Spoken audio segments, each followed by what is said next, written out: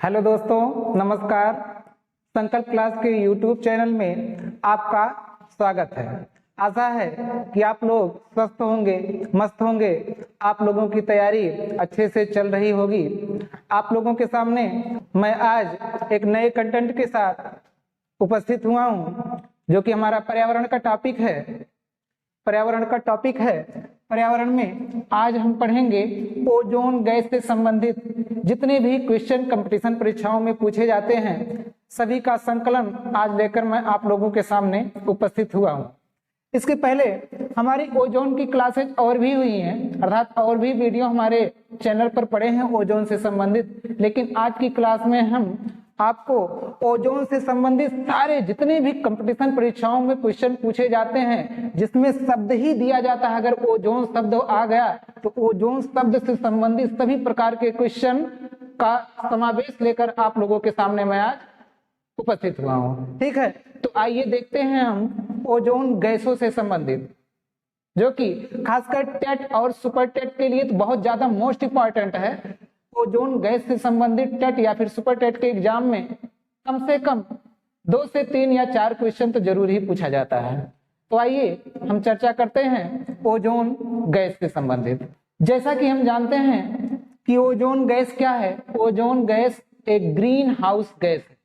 कौन सी गैस है? Green house gas है। इसके पहले की वीडियो में हमने आपको ग्रीन हाउस गैसें तथा ग्रीन हाउस गैसें कौन कौन सी होती हैं उसकी चर्चा हमने आप लोगों से कर ली है पहले ही। आइए हम देखते हैं कि ओजोन गैस, तो ओजोन गैस का निर्माण कैसे होता है। ओजोन गैस का निर्माण होता है ऑक्सीजन गैस के 3 परमाणु आपस में अगर मिल जाएं, ऑक्सीजन के 3 परमाणु आपस में अगर मिल जाएं तो फिर क्या बनती है? हमारी ओजोन गैस बनती है। क्या बनती है? ओजोन गैस बनती है, जिसका सूत्र क्या होता है?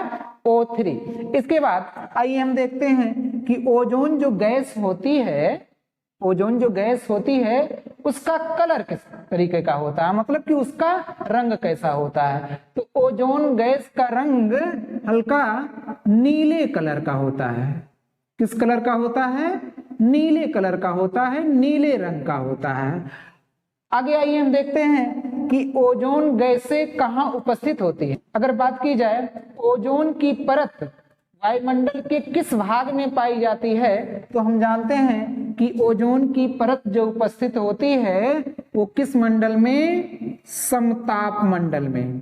किस मंडल में? समताप मंडल में ओजोन की परत पाई जाती है, जिसको हम और भी क्या कहते हैं? ओजोन मंडल भी कहते हैं। ओजोन मंडल भी इसे कहते हैं। जैसा कि हम जानते हैं कि हमारे वायुमंडल की परतें कौन कौन सी हैं, तो कुल मिला के परतों की अगर बात की जाए, वायुमंडल की परतें कितनी होती हैं, तो कुल मिला के 5 परतें होती हैं। जैसे वो कौन कौन सी हैं? जैसे कि नीचे हमारी क्या हो गई? पृथ्वी, हमारी ये पृथ्वी हो गई।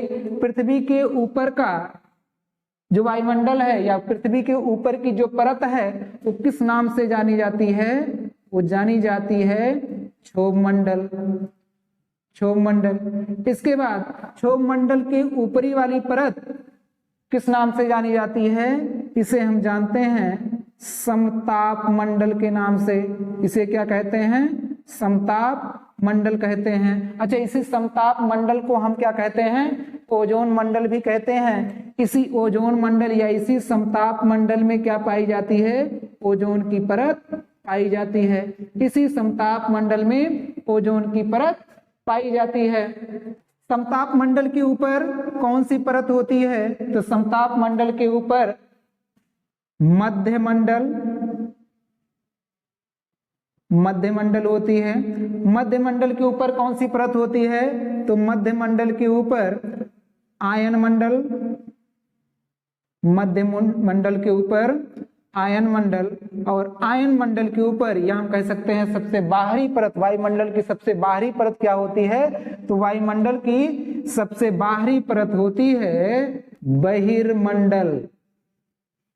बहिर्मंडल। अच्छा, कभी कभी इंग्लिश में भी पूछ दिया जाता है कि जैसे पृथ्वी, तो पृथ्वी हम जान ही रहे हैं भाई, अर्थ कहते हैं EARTH, अर्थ इसे हम कहते हैं क्षोभ मंडल। ट्रोपोस्फियर, ट्रोपोस्फियर, क्षोभ मंडल ट्रोपोस्फियर, समताप मंडल स्ट्रेटोस्फियर, स्ट्रेटोस्फियर, मध्यमंडल मीजोस्फियर, आयन मंडल आयनोस्फियर।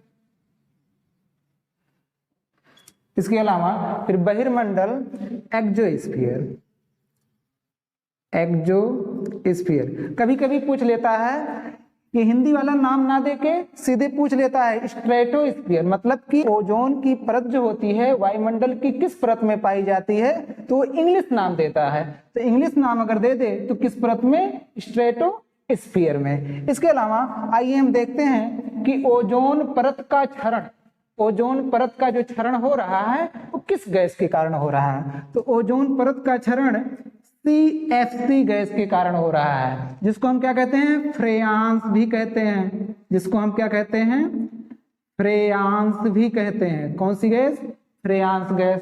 ओजोन परत का क्षरण किसके द्वारा हो रहा है, CFC के द्वारा हो रहा है। खासकर यूपी टेट के एग्जाम में पूछा जाता है कि ओजोन परत को क्षरण करने वाला सबसे विध्वंसक गैस कौन सा है, तो सबसे विध्वंसक गैस कौन सी है, CFC है। इसके अलावा दूसरा विध्वंसक की अगर बात की जाए तो दूसरी विध्वंसक गैस कौन सी होती है, कार्बन डाइऑक्साइड गैस होती है। दूसरी विध्वंसक क्या है, कार्बन डाइऑक्साइड गैस होती है। इसके अलावा अगर स्रोत की बात की जाए, ओजोन का स्रोत क्या है, तो ओजोन गैस का स्रोत क्या होता है, ओजोन गैस का स्रोत हम जानते हैं कि जितने भी ज्वाली करने वाले जंतु हैं, जितने भी ज्वाली करने वाले जंतु हैं वो कौन सी गैस छोड़ते हैं, ज्वाली करने वाले जंतु, करने वाले जंतु वो कौन सी गैस छोड़ते हैं, ओजोन गैस छोड़ते हैं। अच्छा अगर बात की जाए CFC के स्रोत के बारे में,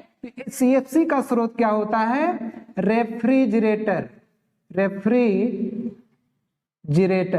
इसके अलावा कुछ उच्च क्वालिटी के सोफा होते हैं, कुछ उच्च क्वालिटी के सोफा होते हैं, उसमें भी CFC गैसों का प्रयोग होता है। इसके अलावा AC एयर कंडीशन में क्या किसका प्रयोग होता है, ओजोन गैस का प्रयोग होता है। इसके अलावा आइए हम देखते हैं कि ओजोन परत से लाभ क्या है, ओजोन परत से लाभ क्या है। ओजोन परत जो समताप मंडल में पाई जाती है लगभग कितनी पाई जाती है, 90%, लगभग 90% ओजोन गैस पाई जाती है किस परत में, वायुमंडल के समताप मंडल में पाई जाती है। तो उस ओजोन परत से लाभ क्या है, तो जो ओजोन परत होती है वो सूर्य से आने वाली पराबैंगनी किरणें, कौन सी किरणें, सूर्य से आने वाली पराबैंगनी किरणें, पराबैंगनी किरणों को पृथ्वी पर पहुंचने से बचाती है।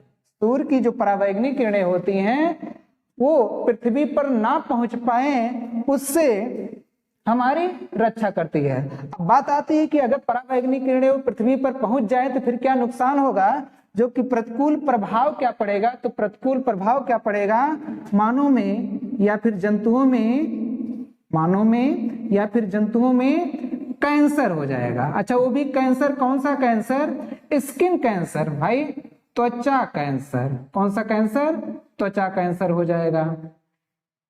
इसके अलावा पौधों पर भी प्रतिकूल प्रभाव पड़ेगा, उनकी जो कार्य प्रणाली होती है जैसे फोटोसिंथेसिस, वाष्पोत्सर्जन क्रिया की जो रेट होगी वो भी प्रभावित होगी। इसके अलावा आइए हम देखते हैं कि ओजोन परत का संरक्षण, ओजोन परत के संरक्षण के लिए कौन सा प्रोटोकॉल हुआ, ओजोन परत के संरक्षण के लिए कौन सा प्रोटोकॉल हुआ, तो प्रोटोकॉल हुआ मॉन्ट्रियल प्रोटोकॉल। कौन सा protocol, Montreal protocol, Montreal protocol. Ozone क्षरण से संबंधित कौन सा प्रोटोकॉल, मॉन्ट्रियल प्रोटोकॉल। मॉन्ट्रियल क्या है, मॉन्ट्रियल एक स्थान है जो कि कहाँ का है, कनाडा, कनाडा में मॉन्ट्रियल प्रोटोकॉल हुआ। ये कब हुआ था, ये हुआ 16 सितंबर 1987 को।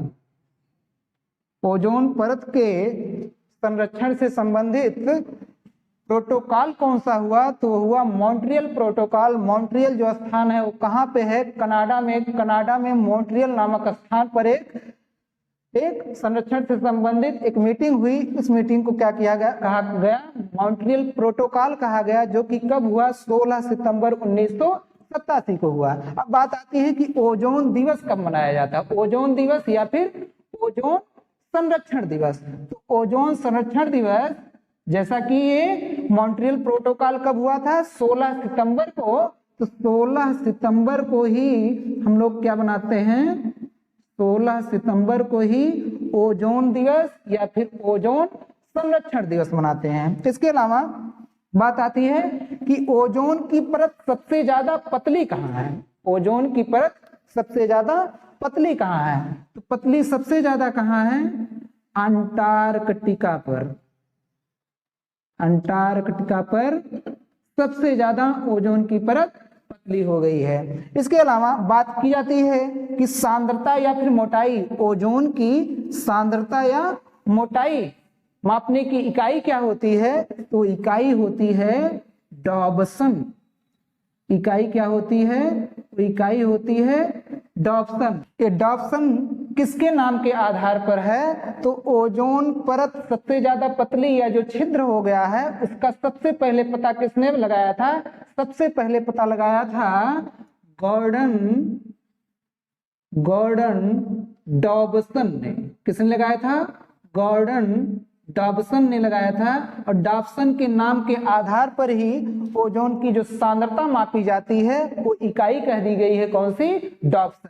इसके नाम के आधार पर ही ये डॉबसन इकाई से माना जाता है। इसके अलावा बात की जाती है कि ओजोन की मोटाई सबसे ज्यादा किस ऋतु में होती है, तो ओजोन की मोटाई सबसे ज्यादा बसंत ऋतु में हो जाती है। इसके अलावा सबसे कम मोटाई किस ऋतु में हो जाती है, तो सबसे कम मोटाई ओजोन की किस ऋतु में, वर्षा ऋतु में हो जाती है। आप लोगों को यदि हमारा ये वीडियो अच्छा लगा हो तो प्लीज लाइक, कमेंट, शेयर और सब्सक्राइब करना ना भूलें।